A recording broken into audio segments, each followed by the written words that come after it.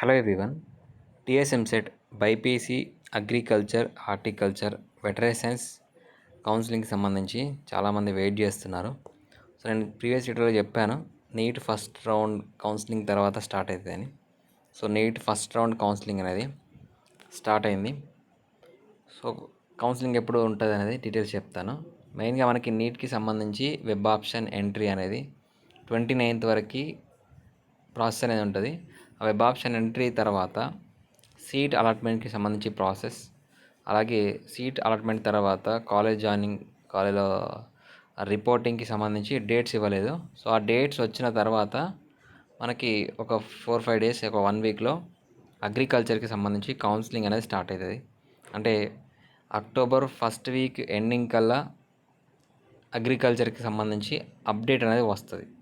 So వచ్చిన వెంటనే మీకు మళ్ళీ ఇన్ఫామ్ చేస్తాను. దానికి సంబంధించిన ఏ అప్డేట్ వచ్చినా పోస్ట్ చేస్తాను. సో చాలామందికి అంటే వీడియో చేసినా కానీ ఇన్ఫర్మేషన్ రీచ్ కావట్లేదు, తెలియట్లేదు, మళ్ళీ అదే కామెంట్ చేస్తున్నారు.